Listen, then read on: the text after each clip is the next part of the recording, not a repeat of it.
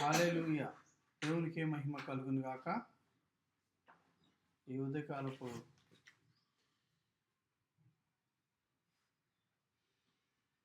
ఆరాధన కొరకు ఏర్పాటు చేయబడిన దైవ వాక్యాన్ని ధ్యానించుకుందాం.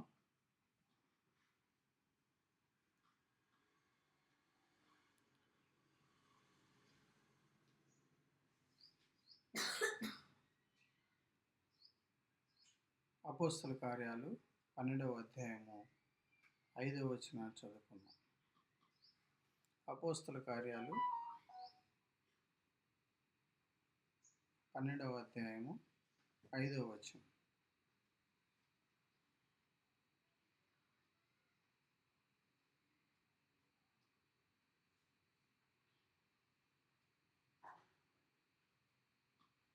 పేతురు చెరసాలలో ఉంచబడెను. సంఘమైతే అతని కొరకు అత్యాసక్తితో దేవునికి ప్రార్థన చేయుచుండెను. ప్రార్థన చేసుకున్నాం. మమ్మల్ని మిక్కిలి ప్రేమతో ప్రేమించిన మా ప్రియ పరలోకపు తండ్రి, యేసయ్య, మీ యొక్క ఘనమైన నామానికి స్తోత్రాలు చెల్లించుకొంచున్నాం. మరి ఒకసారి ప్రభు ఆయా మీ సన్నిధిలో కూడి మిమ్మల్ని స్తుతించి ఆరాధించి గణపరచడానికి మీరు ఇచ్చిన గొప్ప భాగ్యం కొరకు వందనాలు తండ్రి. మీ యొక్క మాటలను ధ్యానించుకొని పోవచ్చుండగా అల్పనాయకుని నన్ను మీ యొక్క సెలవు చాటం మరుగుపరుచుకుని మా అందరితో మాట్లాడి మీ నామానికి మహిమ తెచ్చుకోమని, మీ యొక్క సత్యాన్ని మా అందరికీ నేర్పించమని యేసు నామములో వేడుకొంచున్నాం తండ్రి. ఆమేన్. ఈరోజు మన వాక్య ధ్యానాంశం వచ్చేసి ప్రార్థన ద్వారా గొప్ప కార్యాలు జరుగుతాయి చూస్తాము. ప్రార్థన ద్వారా గొప్ప కార్యాలు జరుగును, అలాగే చూడగలము. అపోస్తల కార్యము 12వ అధ్యాయం 5వ వచనంలో ఇక్కడ ఏముందంటే, పేతురు చెరసాలలో ఉంచబడెను. సంఘం అయితే అతని కొరకు అత్యాసక్తితో దేవునికి ప్రార్థన చేయుచుండెను. విశ్వాసుల జీవితంలో ప్రార్థన అనేది ఎంతో ప్రాముఖ్యమైన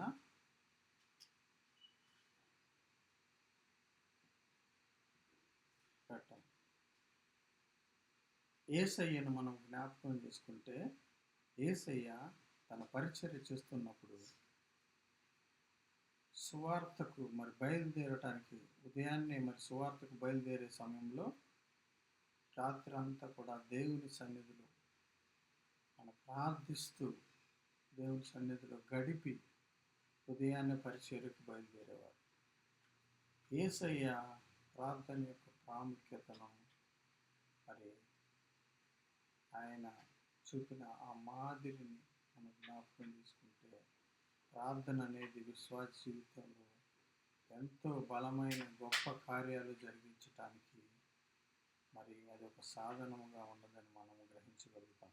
ఇక్కడ పేతురు విషయంలో మనం చూసినట్లయితే, పేతురును బంధించి చెరసాలలో పెట్టారు. ఆయనను చంపటానికి హేరోదు ఆయనను చంపేయాలని చెప్పి బంధించేసి, ఈ కార్యం చేస్తే యూదులంతా నన్ను మెచ్చుకుంటారు అని చెప్పి వాళ్ళ కోసం ఆయనను బంధించి చెరసాలలో పెట్టేశాడు. బాగా సెక్యూరిటీ, ఇనుప గడియలు అవి ఉన్నాయి. చెరసాల మామూలుగా లేదు. ఆయన సంఖ్యలతో బంధించేశాడు. ఇనుప సంఖ్యలతో బంధించేసి చెరసాలలో పెట్టడం జరిగింది.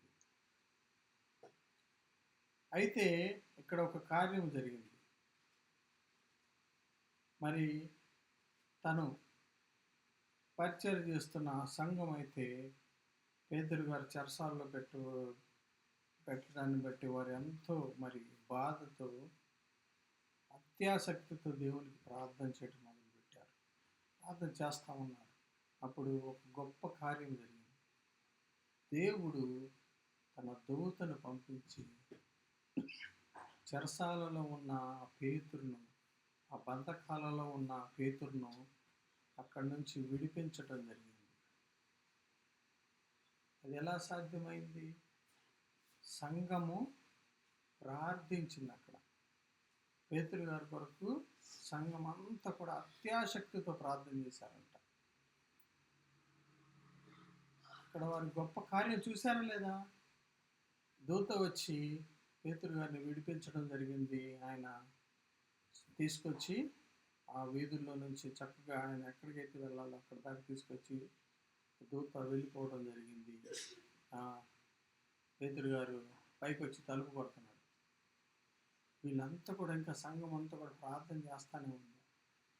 పేతురు గారు వచ్చి తలుపు కొడుతున్నాడు. ఇప్పుడు రోదే అనే చిన్నది మరి పేతురు గారి స్వరాన్ని గుర్తుపట్టి పేతురు గారు వచ్చారంటే వాళ్ళంతా కూడా సంఘస్థులంతా కూడా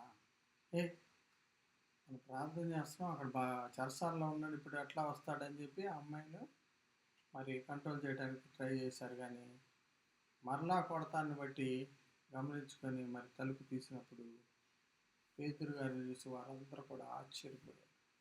ఇది ఎలా సాధ్యం? చూసారా? వారు దేవునికి మొరపెడతాన్ని బట్టి అక్కడ బలమైన గొప్ప కార్యం చూశారు. అది మనుషులకైతే అసాధ్యం. బంధించబడిన వ్యక్తి అంత చెరసాలలో అంత పకడ్బందీగా మరి సెక్యూరిటీ ఉన్న పరిస్థితుల నుంచి బయటికి రావడం అనేది అసాధ్యం. అయితే అక్కడ దేవుని యొక్క కార్యాన్ని, గొప్ప కార్యాన్ని వారు చూశారు వారి జీవితాల్లో. పేతురుకు విడుదల, అలాగే సంఘానికి కూడా మరి ఎంతగానో సంతోషం. దేవుని యొక్క కార్యాన్ని చూడగలిగే గొప్ప భాగ్యం కలిగింది. ప్రార్థన ద్వారా మాత్రమే గొప్ప కార్యాలను మరి చూడగలము. అలాగే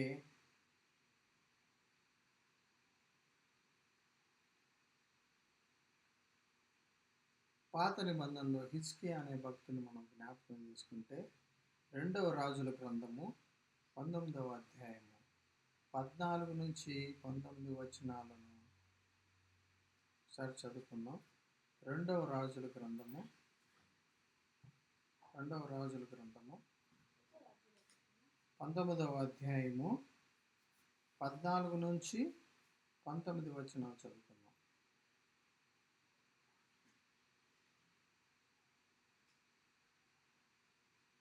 2 Kings chapter 19, 14 to 19 verses.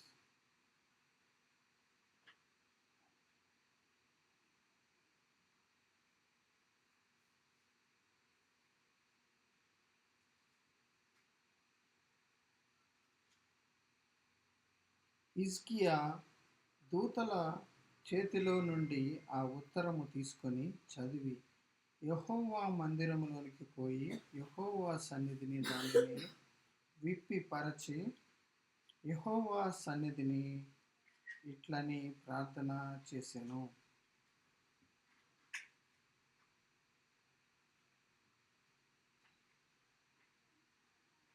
యెహోవా కెరూబుల మధ్యను నివసించుచున్న ఇశ్రాయేలీయుల దేవా, భూమి ఆకాశములను కలుగజేసిన అద్వితీయ దేవా, నీవు లోకమందున్న సకల రాజ్యములకు దేవుడవై ఉన్నావు.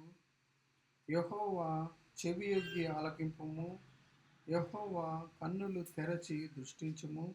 జీవము గల దేవుడవైన నిన్ను దూషించుటకై సన్హరీబు పంపిన వాని మాటలను చెవిని పెట్టుము.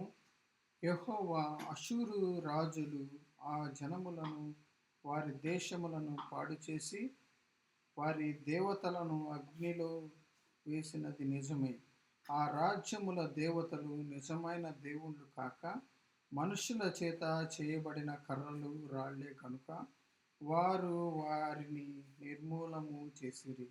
యెహోవా మా దేవ, లోకమందున్న సమస్త జనులు నీవే నిజముగా అద్వితీయ దేవుడవైన యెహోవావని తెలుసుకున్నట్లుగా అతని చేతిలో నుండి మమ్మను రక్షించుము. అంతటా ఆమోజు కుమారుడైన యెషయా హిజ్కియా యొద్దకు ఈ వర్తమానము పంపెను. ఇశ్రాయేలీయుల దేవుడగు యెహోవా సెలవిచ్చినదేమనగా, అషూరు రాజైన సన్హరీబు విషయము అందు నీవు నా ఎదుట చేసిన ప్రార్థనను నేను అంగీకరించి ఉన్నాను. అతని గూర్చి యెహోవా సెలవిచ్చు మాట ఏదనగా, సియోను కుమారి అయిన కన్యక నిన్ను దూషణ చేయుచున్నది, నిన్ను అపహాస్యము చేయుచున్నది.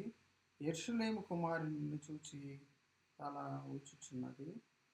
నీవు ఎవరిని తిరస్కరించితివి, ఎవరిని దూషించితివి? నీవు గర్వించి ఎవరిని భయపెట్టితివి?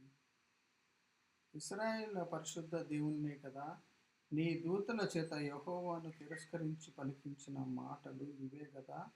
నా రథముల సముదాయముతో నేను పర్వత శిఖరములకు లెబనోను పర్వతములకు ఎక్కి ఉన్నాను. ఎత్తుగల దాని దేవదారు వృక్షములను, శ్రేష్టమైన సరళ వృక్షములను నరికివేసి ఉన్నానని, వాని దూరపు సరిహద్దులలో సత్రముల్లోనికి, కర్మేలు ఫలవంతములకు క్షేత్రమైన అడవుల్లోనికి ప్రవేశించి ఉన్నాను. నేను త్రవ్వి పరుల నీళ్లు పానము చేసి ఉన్నాను. నా అరకాలి చేత నేను దిట్టమైన స్థలముల నదులనన్నింటినీ నిండిపోగు చేసి ఉన్నాను. నేనే పూర్వమందు దీన్ని కలుగజేసిందని పురాతన కాలమా ఉందే దీన్ని నిర్ణయించితనని నీకు వినబడలేదా? ప్రాకారములు గల పట్టణములను నీవు పాడు దెబ్బలుగా చేయుట నా వల్లనే సంభవించినది. కాబట్టి వాటి కాపురస్తులు బలహీనులై జడిసిరి, విభ్రాంతి నుండి పొలములలోని గడ్డివలె, కాడవేయని చేలవలెనే అయ్యిరి. నీవు కూర్చుండుటయు, బయలు వెళ్ళుటయు, లోపలికి వచ్చుటయు, నా మీద వేయు రంకెలను నాకు తెలిసి ఉన్నవి. నా మీద నీవు చేయు రంకెలను, నీవు చేసిన కలహమును నా చెవులలో జొచ్చిన కనుక నా గాలమును నీ ముక్కునకు తగిలించదను, నా కళ్ళెము నీ నోటిలో పెట్టి నిన్ను మళ్లించదను, నీవు వచ్చిన మార్గమునని నిన్ను మళ్లించదను.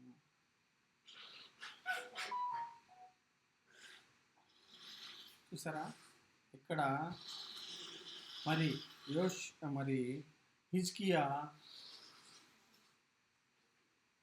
ఇంకూ ఒక పెద్ద సమస్య ఎదురైంది. తను పరిపాలిస్తున్న కాలంలో సన్హరీబ్ అనే మరి రాజు, ఆయన అన్ని అక్కడున్న చుట్టుపక్కల ఉన్న ప్రాంతాల్లో ఉన్న దేశాలన్నింటినీ జయించుకుంటా మరి యూదా పట్టణాన్ని కూడా జయించడానికి మరి రావటం జరిగింది. అయితే వచ్చి తన దూతలను పంపించి మరి తాకీదులు, అప్పుడు లెటర్స్ ఇస్తారు కనుక ఆ లెటర్స్ ద్వారా రాయించి రాజుకు పంపించేశాడు. అలాగే అనేకమైన చెడ్డ మాటలు పలుకుతూ, దూషిస్తూ, దేవుణ్ణి కూడా దూషిస్తూ, మీ దేవుడు మా చేతిలో నుంచి కాపాడలేడు మిమ్మల్ని, ఈ రాజు మాట కూడా వినొద్దు అని ఎంతగానో మరి హేళనకరంగా దూషిస్తూ మరి పలకడం జరిగింది. అవన్నీ మరి హిజ్కియా వినిన వెంటనే ఆ తాకీదు, ఆ లెటర్ని తీసుకొని తన సొంత ఆలోచన చేయలేదు, తన సైన్యాన్ని రెడీ చేసుకోలేదు, కానీ వెంటనే ఆ లెటర్ తీసుకొని ఎక్కడికి వెళ్ళాడంటే దేవుని సన్నిధికి వెళ్ళాడు. ఆలయానికి వెళ్ళి, మందిరంలోకి వెళ్ళి మరి ఆ లెటర్ను అక్కడ పరిచి పెట్టి, దేవుని సన్నిధిలో పెట్టి ప్రార్థన చేయటం మొదలుపెట్టాడు. దేవునికి మొరపెట్టడం జరిగింది. నీవే మాకు సహాయం చేయగలవా, ఆ దుష్టుడి నుంచి, ఆ సన్హరీబ్ నుంచి నీవే రక్షించగలవు, మాకు సహాయం చేయమని వేడుకోవటం జరిగింది. అలాగే ఆ లెటర్ని అక్కడ పెట్టి ప్రార్థించినప్పుడు అక్కడ హిజ్కియా మరి యెషయా భక్తుని ద్వారా ఒక వర్తమానాన్ని దేవుడు పంపడం జరిగింది. జరగబోయే విషయాలను చెప్పాడు. భయపడొద్దు, మరి ఎలా అయితే వచ్చి మరి ముట్టడి వేశాడో అలానే వాడి ముక్కుకి గాలం వేసి మరలా తిరిగి వాడి దేశానికి పంపిస్తానని దేవుడు మరి యెషయా ద్వారా హిజ్కియాకు తెలియపరచడం జరిగింది. అక్కడ ఒక గొప్ప కార్యము జరగటం మనం గమనించగలం. 1,185,000 మంది 1,85,000 మందిని ఒక్క రాత్రిలోనే ఒక దూతను పంపించి వారందరిని కూడా సంహరించడం జరిగింది. ఉదయాన్నే లేచాడు సంహరీయుడు. చూస్తే ఎక్కడ ఎవరిని చూసినా అందరూ చచ్చిన వారికి శవాలై పడి భయపడిపోయి సిగ్గుతో వెనక్కి తిరిగి తన దేశానికి వెళ్ళిపోయి తన కుమారుని చేతనే చంపబడ్డాడు. చూడండి, ఇది హిజ్కియా జీవితంలో ఎలా సాధ్యమైంది? మరి ఎంత గొప్ప ఉపద్రవం నుంచి ఎలా తప్పించబడ్డాడు? దేవునికి మొరపెట్టడాన్ని బట్టి అక్కడ తన జీవితంలో గొప్ప కార్యాన్ని చూశాడు. అక్కడ మరి దేవుని చిత్తము పరిపూర్ణంగా నెరవేర్చబడింది. మన జీవితంలో కూడా మనము సన్హెరీబు లాంటి దుష్టుడు మరి అనేకమైన వారు మన జీవితాల్లో కూడా మరి వచ్చి వారు ప్రభావితం చేయవచ్చు. మనము భయపడాల్సిన అవసరం లేదు. ఇక్కడ హిజ్కియా చేసినట్లుగా దేవుని సన్నిధిలో మనం ప్రార్థించినప్పుడు మన జీవితాల్లో కూడా మరి హిజ్కియా జీవితంలో మరి శత్రు భయం లేకుండా సరే ఒక్క బాణం కూడా నీకు వేయబడదని చెప్పాడు. అసలు వాళ్ళు యుద్ధమే చేయలే. వచ్చారు కానీ ముట్టడి వేశారు కానీ వారు అసలు యుద్ధం చేయలేదు, అసలు ప్రవేశించలేదు. ఎలా అయితే వచ్చారో అలానే వెళ్ళిపోయాడు. మిగతా వారంతా కూడా చచ్చిపోయారు. అది ఎట్లా జరిగింది? హిజ్కియా యొక్క విశ్వాసాన్ని బట్టి దేవుడు మరి హిజ్కియా యొక్క మొరను ఆలకించి గొప్ప కార్యం జరిగించడం జరిగింది. ప్రార్థన ద్వారా బలమైన గొప్ప కార్యాలు చూడగలము, జరుగుతాయి. అలాగే మొదటి దినవృత్తాంతాలు 4వ అధ్యాయము 10వ వచనం చదువుకుందాం.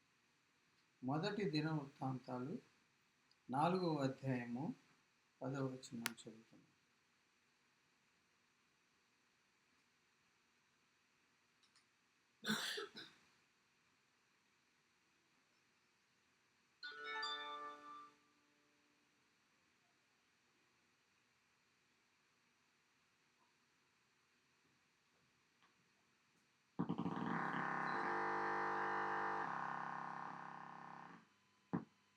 యబ్బేజు ఇశ్రాయేళ్ల దేవుని గూర్చి మొరపెట్టి, నీవు నన్ను నిశ్చయముగా ఆశీర్వదించి నా సరిహద్దును విశాలపరిచి నీ చేయి నాకు తోడుగా దయచేసి నాకు కీడు రాకుండా దానిలో నుండి తప్పించమని ప్రార్థింపగా దేవుడు అతడు మనవి చేసిన దానిని అతనికి దయచేసెను. చూసారా, ఇక్కడ మనం చూసినట్లయితే యబ్బేజు అని మరి వ్యక్తి ఉన్నాడు. ఆయన యబ్బేజు అనే పేరుకి అర్థం ఏంటి? దుఃఖం, వేదన. వాళ్ళమ్మ కూడా మరి తనను మరి కని వేదనతో మరి చనిపోయిన దాన్ని బట్టి ఆమె వాడికి యబ్బేజు అని పేరు పెట్టేసింది. అతనికి పెట్టడాన్ని బట్టి మరి ప్రతి ఒక్కరు కూడా అతను యబ్బేజు అని మరి దుఃఖమని వేదనని మరి శాపగ్రస్తుడిలాగా మరి తనను పిలవటం జరుగుతుంది. అతను ఎంతగానో బాధపడుతూ మరి దేవుని సన్నిధిలో తన యొక్క జీవితం గురించి తన జీవితం గురించి మరి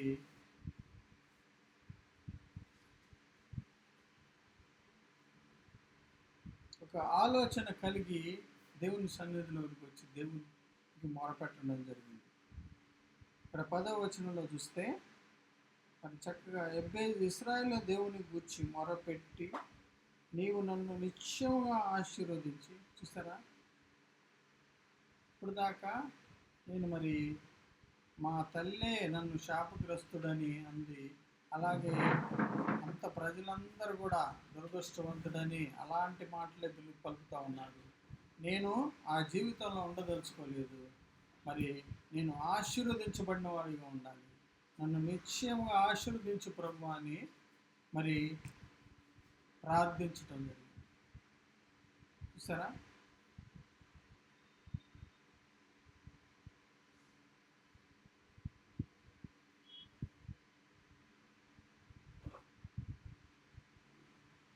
తను మరి చక్కగా అట్లా ప్రార్థించటాన్ని బట్టి ఆశీర్వదించు ప్రభువా, నీ హస్తం నాకు తోడుగా ఉంచాయా, నా సరిహద్దులు విశాలపరిచాయా, అలాగే కీడులోకి రాకుండా దుష్టుల్లో నుంచి నన్ను తప్పించాయా అని చెప్పి చక్కని ప్రార్థన, మరి తన జీవితాన్ని మార్చుకోగలిగిన ప్రార్థన చేశాడు. తన స్థితిగతులు మార్పు చెందే ప్రార్థన చేసుకున్నాడు. దేవుడు ఆయన యొక్క మొరను విని మరి ఆయనను ఆశీర్వదించడం జరిగింది. తన సహోదరులందరికన్నా కానీ ఆశీర్వదించబడినవాడుగా ఎబ్బేజు ఉన్నాడని అక్కడ తర్వాత వచనంలో చదువుకుంటే మనము గమనించగలం. చూసారా, ఎబ్బేజు జీవితంలో మరి ఆ గొప్ప కార్యము ఎలా మరి జరిగింది, ఎలా ఒక శాపగ్రస్తమైన జీవితము, అలాగే ఎలా మరి పేరులో కూడా మంచి లేని ఒక వ్యక్తి యొక్క జీవితము ఎలా మలుపు తిరిగింది, ఎలా గొప్ప కార్యము, మంచి మరి ఆశీర్వాదకారకుడుగా ఎలా మార్చబడ్డాడు. అది ప్రార్థన ద్వారా మాత్రమే మరి సాధ్యమైంది. ఎబ్బేజు జీవితం ప్రార్థన మన స్థితిగతులను మారుస్తుంది. మనకు ఎలాంటి పరిస్థితిలో మనం ఉన్నాం, అది దుఃఖమైన, వేదనైన, బాధలైన, అది ఎలాంటి పరిస్థితి అయినా మార్చగలిగినది ప్రార్థన మాత్రమే. ప్రార్థన ద్వారా మాత్రమే మన జీవితాల్లో గొప్ప కార్యాలు చూడగలము. అలాగే దేవుని కూడా మనము మరి కదిలించగలం. ఆయన మరి వాక్యము సెలవిస్తూ ఉన్నది కదా, అడుగుడి మీకు ఇయ్యబడును, అడుగు ప్రతి వానికి ఇస్తాను.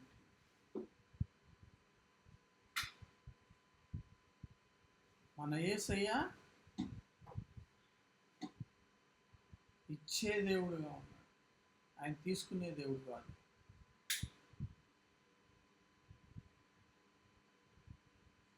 నేను బలులను కోరే దేవుడిని కాదు అంటాడు. బలులు నేను కోరట్లేదు, నాకు మరి ఆయన నైవేద్యాలను, బలులను, అలాగే మనకు కలిగి ఉన్నాయి వాటిని ఆశించే దేవుడు కదా, ఆయన ఇచ్చే దేవుడుగా ఉన్నాడు. ఆయన తన ప్రియ కుమారుణ్ణే మన కోసము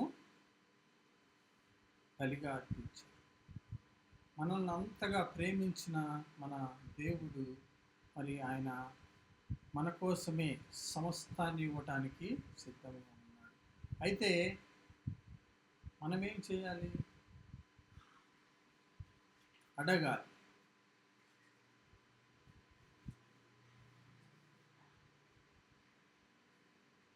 మనకు ఆకలి వేసింది అనుకోండి, మన అమ్మను ఏమంటాం, అమ్మ నాకు ఆకలి అవుతుంది పెట్టు అంటాం.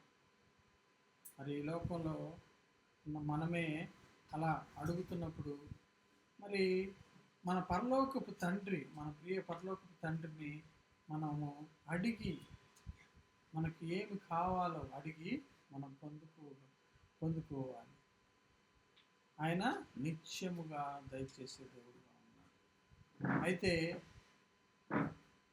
ఏవేవో కాదు కానీ, లోకానుసారమైనవి కాదు కానీ, మనకు ఏది మంచిదో శ్రేష్టమైనదో అవన్నీ కూడా మనకి ఇవ్వటానికి ఆయన సిద్ధంగా ఉన్నాడు.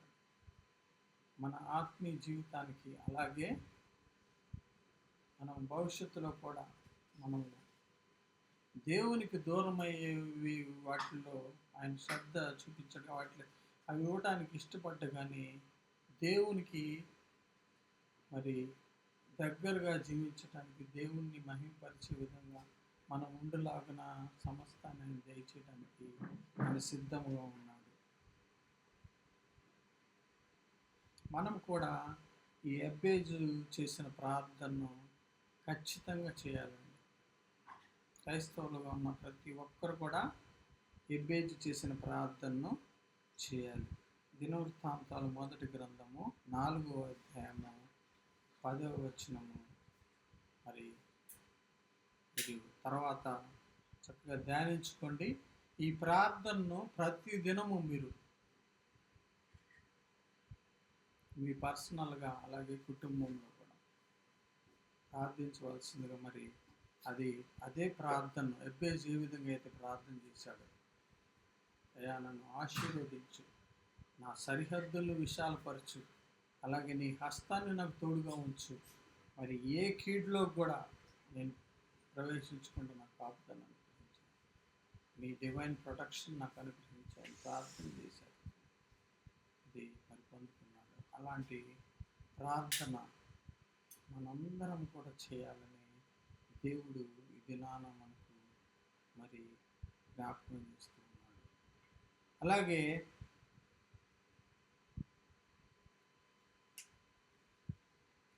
సమూయేలు 1వ గ్రంథము 30వ అధ్యాయం 6 నుంచి 8 వచనాలు మనం చూస్తే, సమూయేలు 1వ గ్రంథము 30వ అధ్యాయము 6 నుంచి 8 వచనాలు.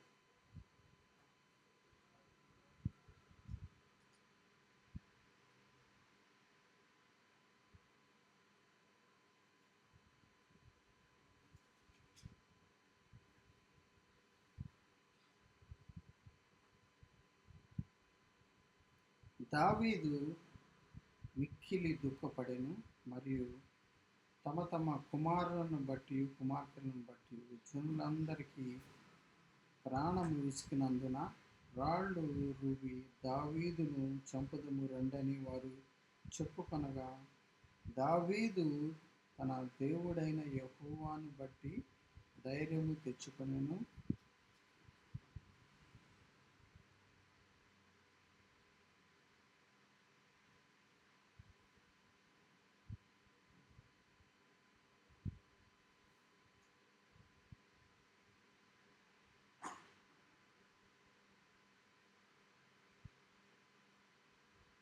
అలాగే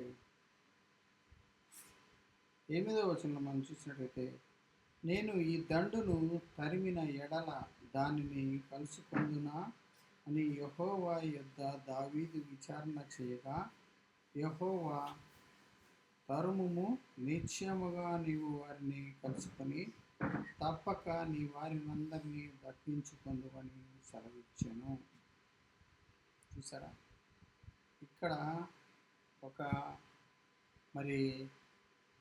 విషయం జరిగిందండి. దావీదు వేరే స్థలానికి వెళ్ళినప్పుడు మరి తన భార్య, బిడ్డలు, అలాగే మరి తన వారంతా కూడా ఒక ప్రాంతంలో ఉన్నారు. అక్కడికి మరి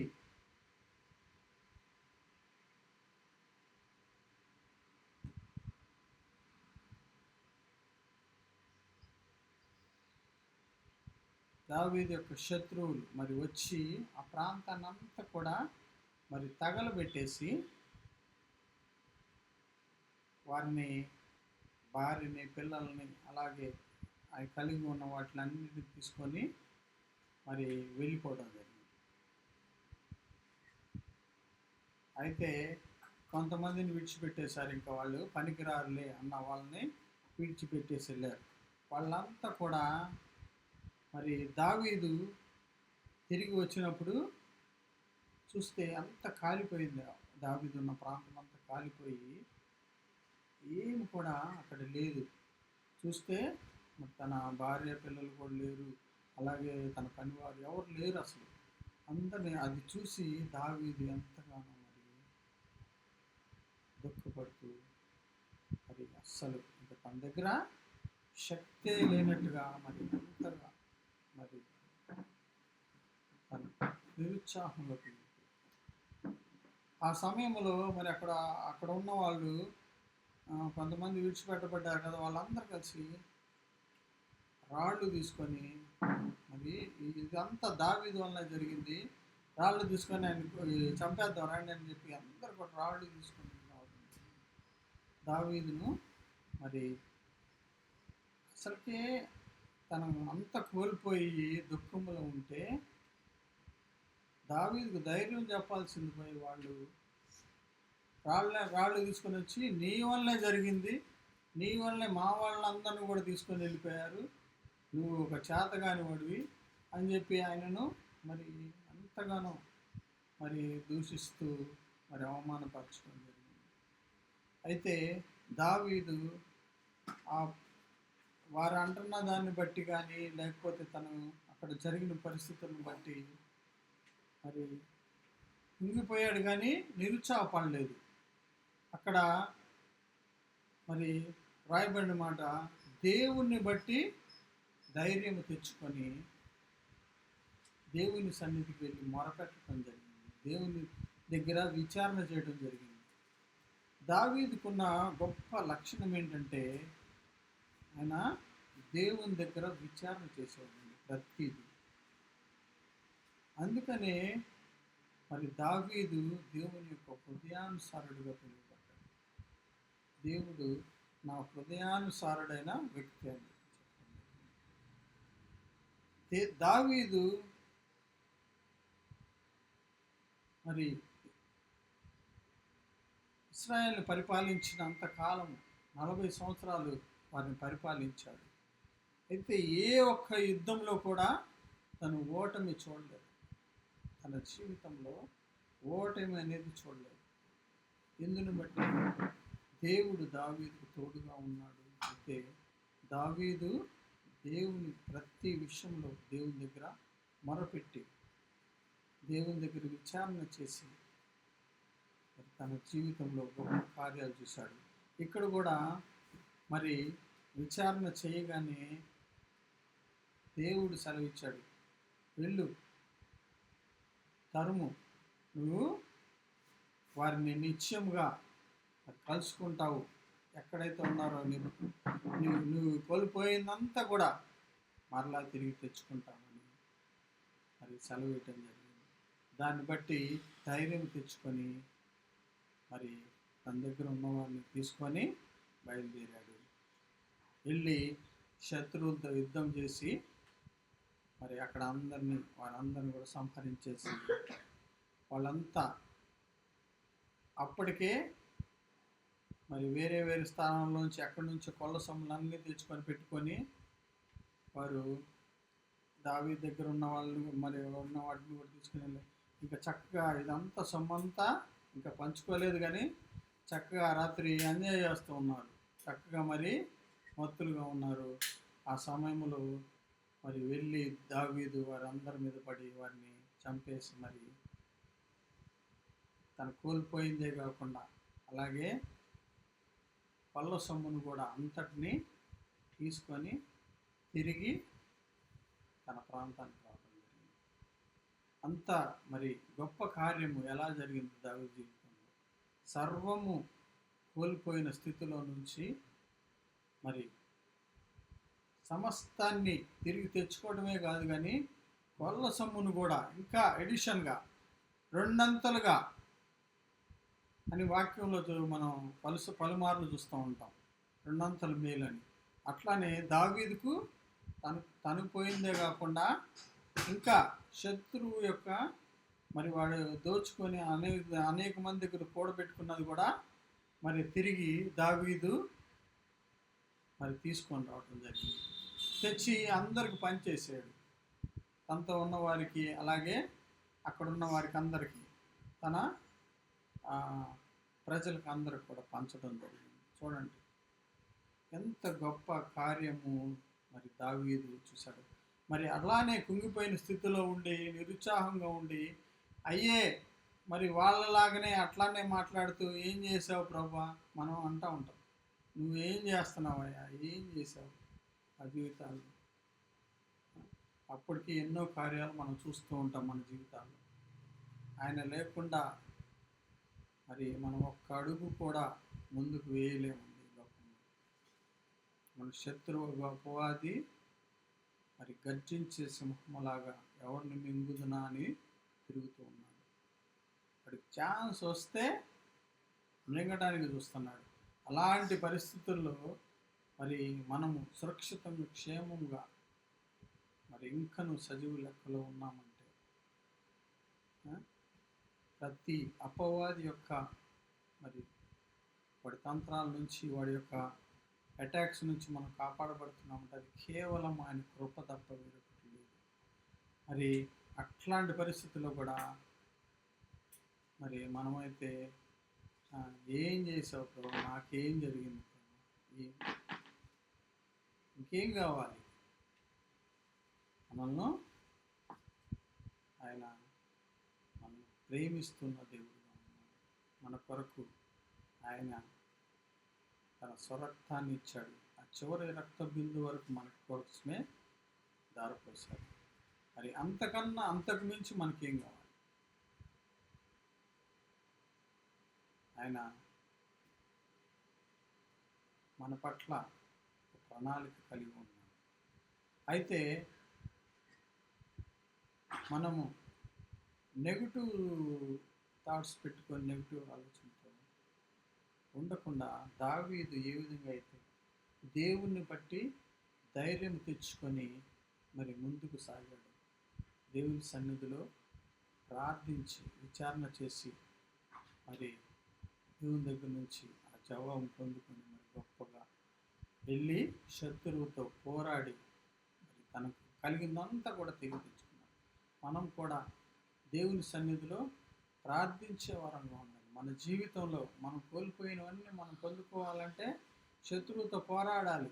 అయితే దేవుడు దానికి కావలసిన జ్ఞానమును ఎలా చేయాలో, ఏ విధంగా ఉండాలో, ఎలా ముందుకు సాగాలో అవన్నీ తెలియపరుస్తాడు పరిశుద్ధాత్మ యొక్క సహాయం ద్వారా. మరి మనము ప్రార్థనలో గడిపే కొద్దీ మనము ఈ విషయాలన్నిటినీ మనం గ్రహించగలుగుతాం. మరి మన జీవితంలో కోల్పోయిన వాటిలన్నిటిని మనము పొందుకుంటాం.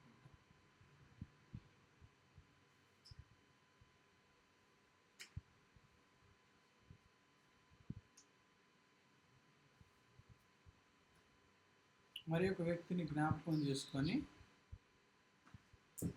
మరి చివరిగా ఈ వ్యక్తిని కూడా జ్ఞాపకం చేసుకున్నాం.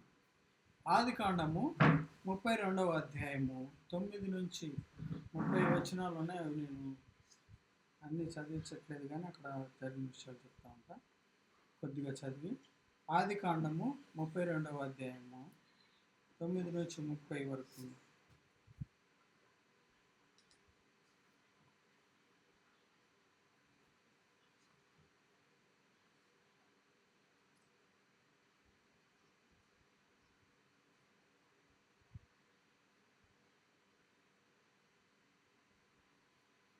అప్పుడు యాకోబు, నా తండ్రి అయిన అబ్రహాము దేవా, నా తండ్రి అయిన ఇస్సాకు దేవా, నీ దేశమునకు నీ బంధువుల యొద్దకు తిరిగి వెళ్ళుము, నీకు మేలు చేసేదనని నాతో చెప్పిన యెహోవా, నీవు నీ సేవకునికి చేసిన సమస్తమైన ఉపకారములకు సమస్త సత్యమునకును అపాత్రుడను. ఎట్లనగా నా చేతి కర్రతో మాత్రమే ఈ యోర్దాను దాటి తిని, ఇప్పుడు నేను 2 గుంపులై తిని, నా సహోదరుడైన ఏసావు చేతి నుండి దయచేసి నన్ను తప్పించుము. అతడు వచ్చి పిల్లలతో తల్లిని నన్ను చంపునేమో అని అతనికి భయపడుచున్నాను. నేను నీకు తోడై నిశ్చయముగా మేలు చేయుచు విస్తారమగుట వలన లెక్కింపలేని సముద్రపు ఇసుకలోలేని సంతానము విస్తరింపజేయుదునని సెలవిచ్చితివే అనెను. అతడు అక్కడ ఆ రాత్రి గడిపి తాను సంపాదించిన దానిలో తన అన్న అయిన ఏశావు కొరకు ఒక కానుకను, అనగా 200 మేకలను, 20 మేకపోతులను, 200 గొర్రెలను, 20 పొట్టేళ్లను, 30 పాడి ఒంటెలను, వాటి పిల్లలను, 40 ఆవులను, 10 ఆబోతులను, 20 ఆడుగాడిదలను, 10 గాడిద పిల్లలను తీసుకొని మందను వేరువేరుగా తన దాసుల చేతికి అప్పగించి, మీరు మందకు నడుమ ఎడముంచి నాకంటే ముందుగా సాగిపోండని తన దాసులకు చెప్పాను. ఇక్కడ ఇవంతా తర్వాత మీరు చదువుకోండి ఈ అధ్యాయం అంతా కూడా. మరి యాకోబు మొదట తన అన్నను మోసగించి, యాకోబు అనే పేరుకే మరి మోసగాడని అర్థం. యాకోబు మరి తన అన్నను మోసగించి తన జ్యేష్ఠత్వ హక్కును మరి తీసుకొని, అలాగే తండ్రి చేత ఆశీర్వాదాలను పొంది మరి అక్కడి నుంచి మరి అన్న చంపుతాడని భయపడి మరి తన మామ దగ్గరకు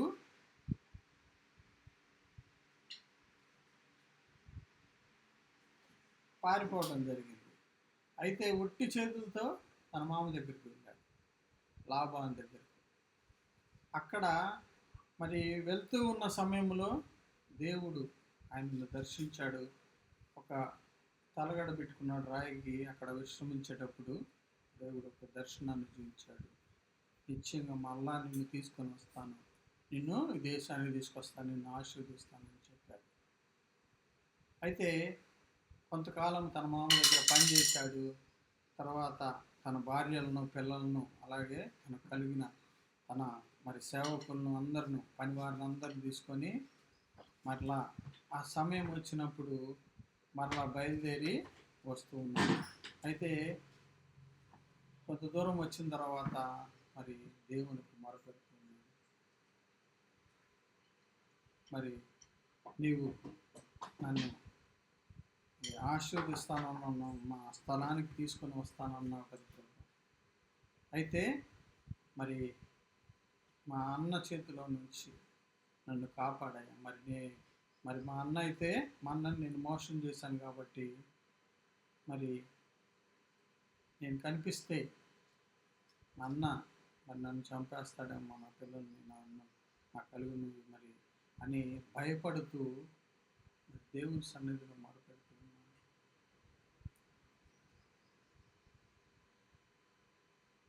అలాగే తనకు కలిగిన వాటిని బహుమానంగా మరి మందలుగా వేరుగా చేసి తన పనివారిని ముందు డైరెక్ట్గా తను వెళ్లకుండా మరి వాళ్ళని పంపించడం జరిగింది. అయితే అందరిని దాటిచ్చేసి మరి ఆ నది దాటిచ్చిన తర్వాత తను ఒక్కడే మరి ఒంటరిగా మిగిలిపోయి ఆ రాత్రి అంతా కూడా దేవుని సన్నిధిలో మరి అక్కడ పోరాడారని చెప్తారు, కానీ అక్కడ దేవుని సన్నిధిలో మరి దేవునితో మరి ఆయన పాదాలు పట్టుకొని వదలట్లా, కాళ్ళు పట్టుకొని నువ్వు నన్ను ఆశీర్వదించు, నన్ను దీవించు. దేవుని యొక్క ఆశీర్వాదం కొరకు ఆయన మరి ప్రార్థించాడు, దేవుని యొక్క కాపుదల కొరకు. అది మరి ఉదయం వరకు తెల్లారుతుందనగానే అప్పుడు కూడా వదలట్లా. మరి దేవుడే మరి ఆ సమయాన్ని గమనించుకొని తనను మరి గుడ్డు పైన కొడటం జరిగింది, తొడగుడ్డు పైన. అక్కడ మరి చెప్పడం జరిగింది, తన పేరును యాకోబు మరి మోసగాడు అయితే ఇశ్రాయేలుగా మార్చడం జరిగింది. ఇశ్రాయేల్ అంటే ఆశీర్వదించబడినవాడు. అప్పటి వరకు మరి మోసగాడుగా, మరి శాపగ్రస్తుడుగా, మరి దీవెనలు లేనివాడుగా ఉన్న వ్యక్తి ఇశ్రాయేలుగా ఎప్పుడైతే మార్చబడ్డాడో ఆశీర్వాదమే మరి తనకు కారకుడుగా, ఆశీర్వాదమే మరి ఆశీర్వదించబడిన వాడుగా మార్చబడ్డాడు. చూడండి, తన జీవితంలో ఈ గొప్ప కార్యాన్ని ఎలా చూశాడు? దేవుని సన్నిధిలో దేవుణ్ణి అడిగి పొందుకున్నాడు. తన ఆ పరిస్థితి నుంచి మార్చమని అడిగి మరి ఆ గొప్ప ఘనమైన కార్యాన్ని తన ప్రార్థన జీవితం ద్వారా పొందుకున్నాడు. మన జీవితాల్లో కూడా మరి మరి భక్తులను మనం ధ్యానించుకున్నప్పుడు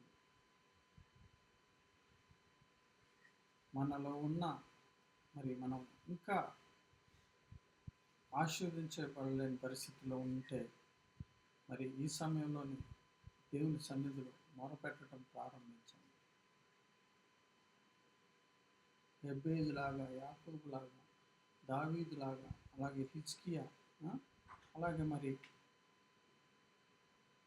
పేతురు గారి కోసం సంఘం ఎట్లయితే ప్రార్థించిందో అత్యాసక్తితో మరి మీరు ఎల్లప్పుడూ కూడా ప్రార్థన చేయండి అని వాక్యం సెలవిస్తున్నది. మనము ప్రార్థించే వారంగా ఉండాలి. ప్రార్థనే మనకు శక్తినిస్తుంది. ప్రార్థనే మనకు ఆయుధం. అపవాదిని మరి వాడి తంత్రాలను జయించాలంటే మన ప్రార్థన ద్వారా మాత్రమే సాధ్యం. మరి ప్రార్థన పరలోకాన్ని కదిలిస్తుంది. మన జీవితాల్లో గొప్ప కార్యాలను మరి జరిగిస్తుంది. కాబట్టి ప్రార్థనా జీవితాన్ని మనము నేర్చుకున్నాం. ఏకాంతంగా దేవుని సన్నిధిలో గడపటం మనం నేర్చుకున్నాం. దేవునికి సమయాన్ని ఇస్తూ దేవుని సన్నిధిలో మన విజ్ఞాపనలు, ప్రార్థనలు మొరపెట్టి మన జీవితంలోనే కాదు, మన సహోదరులు అలాగే అవసరంలో ఉన్న వారి కొరకు మరి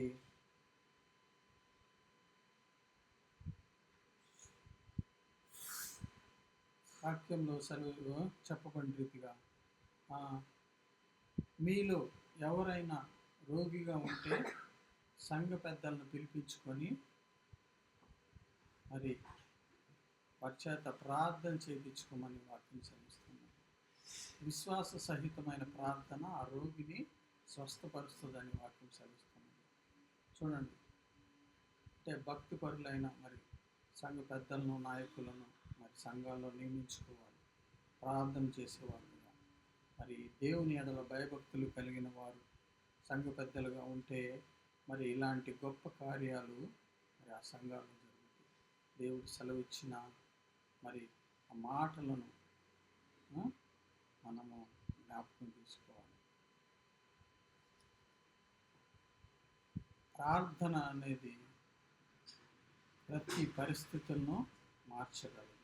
ప్రార్థన ద్వారానే మనము దేవుని యొక్క ఘనమైన గొప్ప కార్యాలు, మహిమ కార్యాలను మన జీవితంలో అలాగే ఇతరుల జీవితంలో కూడా మనం చూడగలం.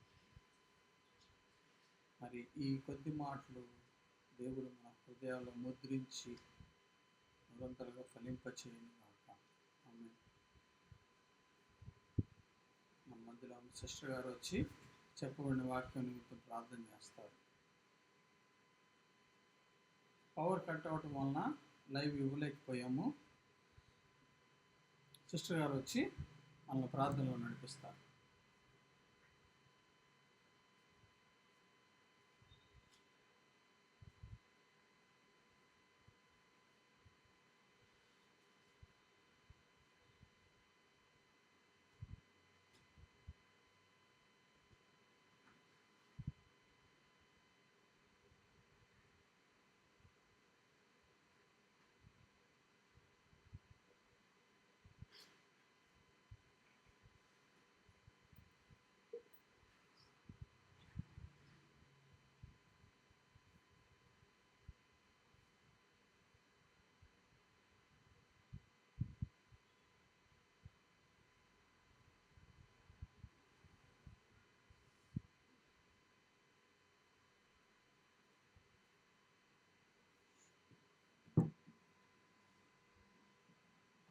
ప్రార్థన చేసుకుందాం.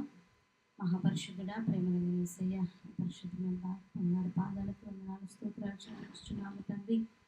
ఇప్పటి వరకు ప్రభా నీ సేవకుని విసులు చేత మరుగు చేసి మీరు మాట్లాడిన ప్రతి మాటను బట్టి మేము స్తుతిస్తూ కనపరుస్తున్నాం. యేసయ్య గొప్ప దేవుడవు నాయన, మహోన్నతుడు, పరిశుద్ధుడు గల దేవుడవు తండ్రి, మాతో మాట్లాడిన దేవుడు మేము స్తుతిస్తూ కనపరుస్తున్నాను. తండ్రి, ఈ దాసు ద్వారా మాట్లాడినటువంటి మాటలు మా హృదయాల్లో స్థిరపరచండి, ఫలింపచేయండి. ఎక్కడ దుష్టుడు దొంగిలించకుండా వాటిని స్థిరపరచమని ప్రార్థిస్తున్నాను. గొప్ప దేవాన్ని స్తుతిస్తున్నాను. నిజమే, ప్రార్థన అనేది ప్రభా అయ్యా మాకు ఎంతో ప్రభా తండ్రి అయ్యా ఆత్మీయ బలాన్ని చేకూరుస్తుంది అని, మీతో సహవాసం చేసేటువంటి తండ్రి అవకాశాన్ని కల్పిస్తుందని మీరు మాట్లాడారు. నిజంగా నీతో సహవాసం చేయాలంటే అది ప్రార్థన జీవితం ద్వారా సాధ్యమవుతుంది ప్రభా తండ్రి. సమయం అనక ఆ సమయం అనక వ్యక్తిగతంగాను కుటుంబ పరంగాను ప్రభా తండ్రి, సంఘ పరంగాను ప్రార్థనలు చేస్తూ విజ్ఞాపనలు చేస్తూ తండ్రి ప్రభా నిస్సంగా గడుపుతూ సహవాసం చేస్తూ ఉన్నప్పుడు నాయన తండ్రి మా కుటుంబాలు కానీ సంఘాలు కానీ మా వ్యక్తిగత జీవితాలు కానీ తండ్రి ఎంతగానో బలపరచబడతాయని మాట్లాడారు. తండ్రి, ఏ విషయమైనా సరే ప్రార్థన ద్వారా నీకు ప్రభా మీ అంత విచారణ చేసినప్పుడు నాయన తండ్రి మేము ఏ విషయంలో భయపడకుండా ధైర్యంగా జీవించగలుగుతామని మీరు మాట్లాడారు. నిజమే, ఆనాడు హిజ్కియా ప్రభా తన మీదకి వస్తున్న శత్రువుల గురించి నీ సన్నిధిలో మొరపెట్టాడు, విచారణ చేశాడు, నీకు అప్పగించుకున్నాడు నాయన. నీ సన్నిధిలో తండ్రి అంగలార్చాడు ప్రభా తండ్రి. వారి ప్రార్థన ఆలకించి నాయన అడిగిన వెంటనే ప్రభా తండ్రి ప్రభా నీ దూతను పంపి శత్రులందరినీ సమూలంగా నాశనం చేసి విడుదల చేసావు. అలాగే దావీదు కూడా ప్రభా తండ్రి తన చుట్టూ ఉన్న పరిస్థితులు భయానకంగా ఉన్నప్పుడు నాయన నీ యొక్క విచారణ చేశాడు, నిన్ను బట్టి ధైర్యం తెచ్చుకున్నాడు. నీ సన్నిధిలో ప్రార్థన చేసి అడిగినప్పుడు నాయన తండ్రి ఒక చక్కని సమాధానమును ప్రభా మీరు అనుగ్రహించారు నాయన. ఓ దేవా, ప్రార్థించిన ప్రతి ఒక్కరికి సమాధానం ఇచ్చి చక్కని మార్గాన్ని నడిపించే దేవుడు. ప్రార్థన ద్వారా మా కుటుంబాన్ని కట్టుకోవడానికి, ప్రార్థన ద్వారా వ్యక్తిగతంగా జీవితం ఆత్మీయ జీవితం బలపడేటందుకు అయ్యా తను మీ పరిశుద్ధాత్మ ద్వారా ఎన్నో కార్యాలు చేశారు నాయన తండ్రి. ఒకవేళ మేము ప్రార్థన జీవితాన్ని కోల్పోయామేమో ప్రభువా మమ్మల్ని క్షమించండి. మీతో ప్రార్థన ద్వారా సహవాసంలోకి రాలేకపోతున్నామేమో, మీతో సహవాసము కొనసాగించలేకపోతున్నామేమో, మీతో సమయం గడపలేకపోతున్నామేమో తండ్రి. తండ్రి సహాయం చేయండి అయ్యా. ప్రార్థనాత్మను ప్రతి ఒక్కరికి దయచేయండి నాయన. ఈ ప్రార్థనాత్మను కుమ్మరించండి, విజ్ఞాపనాత్మను కుమ్మరించండి తండ్రి. మూలుగుడు ఆత్మను కుమ్మరించండి ప్రభా. నీ దగ్గర ప్రతి విషయంలో విచారణ చేసే ఆ గొప్ప ధన్యతను మాకు దయచేయండి నాయన. నీ స్వరాన్ని మీకు గుర్తుపట్టే కృపను అనుగ్రహించండి ప్రభా తండ్రి. ప్రార్థన జీవితం దయచేయండి. సంఘం అంతా అత్యాశక్తితో ప్రార్థన చేసినప్పుడు తన కాపరైనటువంటి పేతురు చెరసాల నుంచి విడిపించబడ్డాడు. ప్రార్థన ద్వారా మాకు విడుదల కార్యాలు జరుగుతాయని మీరు సెలవిచ్చిన తండ్రి. తండ్రి ప్రభా మాటను బట్టి మీరు స్తుతిస్తూ ఉన్నా తండ్రి. నిజమే ప్రభా, ఈ మాట వింటున్న బిడ్డలు అందరూ ఏ సమస్యల్లో ఏ శత్రు భయాల చేత ఉన్నారో ప్రభా, ఈ స్థితిలో ఉండి ప్రార్థించలేక నిద్రమత్తులుగా ఉంటున్నారు తండ్రి. ఈ సమయంలో మొరపెట్టాల్సిన సమయంలో ప్రార్థన లేక ఉంటున్నారేమో నాయన తండ్రి. అటువంటి వాళ్ళందరితో మీరు మాట్లాడినందుకు మీకు మిమ్మల్ని స్తుతిస్తున్నాను ప్రభా తండ్రి. సహాయం చేయండి. ఎవరెవరైతే ఎటువంటి బంధకాల్లో ఉన్నారో ప్రభా వాళ్ళందరి గురించి ప్రార్థన చేస్తున్నాం.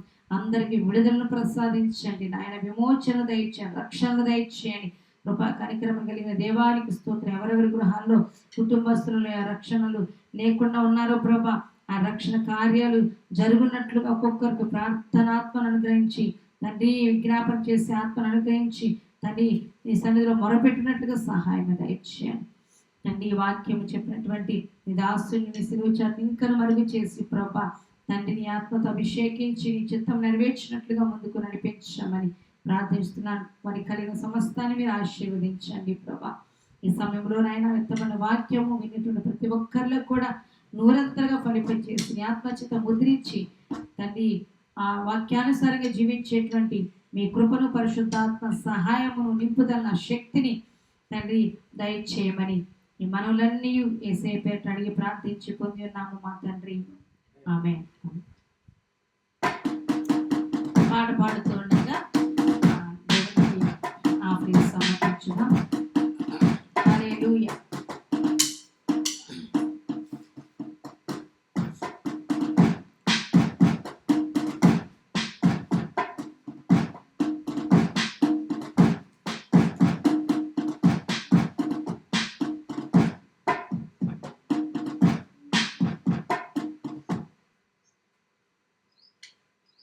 హల్లెలూయా. దేవునికి మహిమ కలుగును గాక.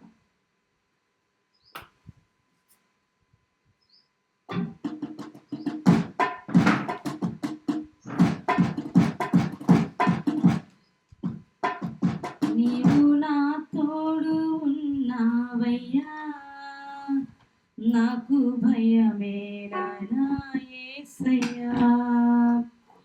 నీవు నాలోనే ఉన్నావయ్యా, నాకు దిగులేలా నా యేసయ్యా. నీవు నా తోడు ఉన్నావయ్యా, నాకు భయమేలా నా యేసయ్యా. నీవు నాలోనే ఉన్నావయ్యా, నాకు దిగులేలా నా యేసయ్యా. నాకు భయమేలా, నాకు దిగులేలా, నాకు చింతేలా, నాకు భీతేలా. నాకు భయమేలా, నాకు దిగులేలా, నాకు చింతేలా, నాకు భీతేలా. నీవు నా తోడు ఉన్నావయ్యా, నాకు భయమేలా నా యేసయ్యా. నీవు నాలోనే ఉన్నావయ్యా, నాకు దిగులేలా నా యేసయ్యా.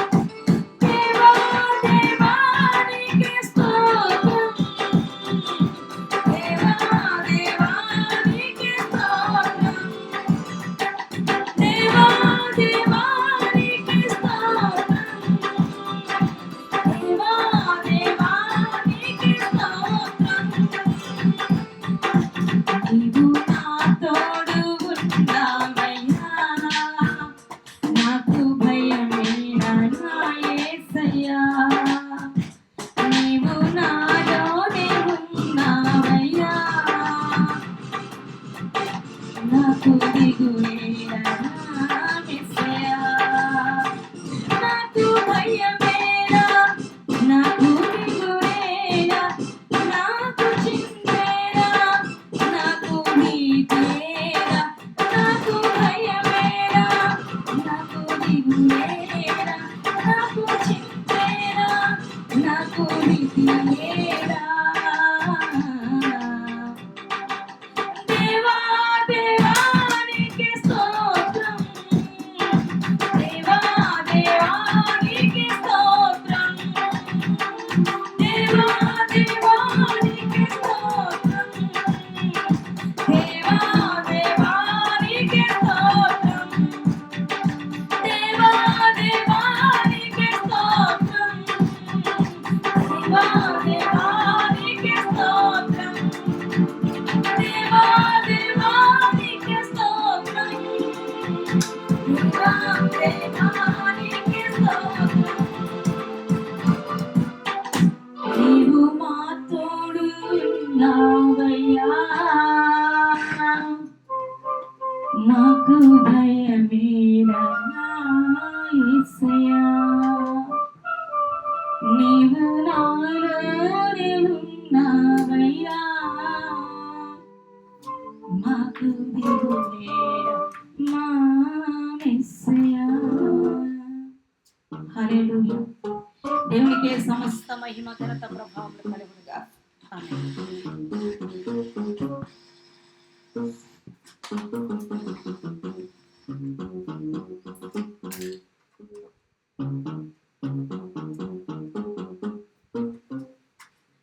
ప్రార్థన చేసుకున్నాం. ప్రతి ఆదివారం 11 గంటలకు ఇక్కడ ఆరాధన జరుగుతుందండి. మనం చూసి కూర్చున్నాం. సాయంకాలం 7 గంటలకు బాపట్లో జరుగుతుంది సాయంకాలం ఆరాధన. మనం చూసి కూర్చున్నాం, ప్రార్థన చేసుకున్నాం. స్తోత్రములు స్తోత్రం ప్రభువా, సకల ఆశీర్వాదాలకు కారణభూతుడైన మా ప్రియ పరలోకపు తండ్రి, మీ యొక్క నామానికి మహిమ ఘనత ప్రభావములు చెల్లించుకుంటున్నాం. ఇంతవరకు ప్రభా ఈ ఆరాధన అంతట్లో ప్రభా మీ యొక్క నామాన్ని మహిమపరుచుకున్నారు. మీకు వందనాలు స్తోత్రాలు. మీరు ఇచ్చిన మీ యొక్క మాటలను బట్టి మీకు కృతజ్ఞత స్తుతులు స్తోత్రాలు చెల్లించుకుంటున్నాం. మా హృదయాల్లో భద్రపరచండి. గందరకాలం జీవించడానికి మాకు సహాయం దయచేయండి. ఇప్పుడు వచ్చిన ప్రతి ఒక్క బిడ్డను బట్టి స్తుతులు చెల్లించుకుంటున్నాం. చిన్న బిడ్డలను, పెద్దవారిని, అలాగే యవనస్తులను జ్ఞాపకం చేసుకోండి. సంఘంలో ఉన్న ప్రతి బిడ్డను ప్రభా మీరే పేరు పేరున ఎవరి కుటుంబాలను జ్ఞాపకం చేసుకోండి ప్రభా. వారు చేస్తున్న పనులన్నింటిలో తోడుగా ఉండండి. క్షేమాన్ని అనుగ్రహించండి. ప్రయాణాలు రాకపోకలన్నింటిలో మీ దూరం తోడుగా ఉంచండి ప్రభా. ఈ సమ్మర్లో పిల్లలు ఎక్కువగా ఉంటే ముందుగా చిన్న బిడ్డలకు అలాగే పెద్దవారికి మేము కాపుదల అనుగ్రహించండి. బిడ్డలకు తోడుగా ఉండండి, సహాయం దయచేయండి ప్రభా. అలాగే ఎవరెవరైతే బిడ్డలు ఏ అవసరంలో మీ సన్నిధిలోకి వచ్చినారు, ధ్యానించుకొచ్చినారు, జ్ఞాపకం చేసుకోండి. వారి జీవితాల్లో ఘనమైన గొప్ప కార్యాలు జరిగించి మీ నామానికి మహిమ తెచ్చుకుని సాక్షులుగా నిలబెట్టుకుని వేడుకొంచుకున్నాం. ఇంకా ప్రభా కుటుంబాల్లో రక్షణ లేకుండా ఎవరైతే ఉన్నారో జ్ఞాపకం చేసుకోండి. వారందరికీ రక్షణ భాగ్యాన్ని అనుగ్రహించండి ప్రభా. ఈ ప్రాంతం అంతా ఈ ప్రభా మీ యొక్క వెలుగుతో నింపండి. ఇక్కడ ఉన్న చీకటినంతటిని పారద్రోలండి ప్రభా. దృష్టిని ఆలోచనలు భంగపరచండి ప్రభా. ఇక్కడ ప్రభా మీ చిత్తాన్ని పరిపూర్ణంగా నిర్వహించుకొని మీ నామానికి మేము తెచ్చుకున్నాం. మా అందరినీ మీ యొక్క హస్తాలకు అప్పచెప్పుకుంటాం. అనే గుప్పులు విప్పిన ప్రతి హస్తాన్ని దీవించి ఆశీర్వదించమని, నూరంతర ప్రతిఫలాన్ని అనుగ్రహించమని, మరలా మేము కలుసుకునే పర్యంతం మీ యొక్క కాపుదలలో భద్రపరచమని మా రక్షకులను మీ ప్రియకుమారుడైన యేసు శ్రేష్టమైన నామములో మీకు వినయంతో వేడుకొని ప్రార్థించుకొంచున్నాము తండ్రి. ఆమేన్. మన తండ్రి అయిన దేవుని ప్రేమ, కుమారుడైన యేసయ్య కృప, పరిశుద్ధాత్మ దేవుని సన్నిధి సహవాసం సదాకాలమైన రాకడ పర్యంతం మనందరికి తోడుగా ఉండి నడిపించునుగా. ఆమేన్. అందరికీ వందనాలండి.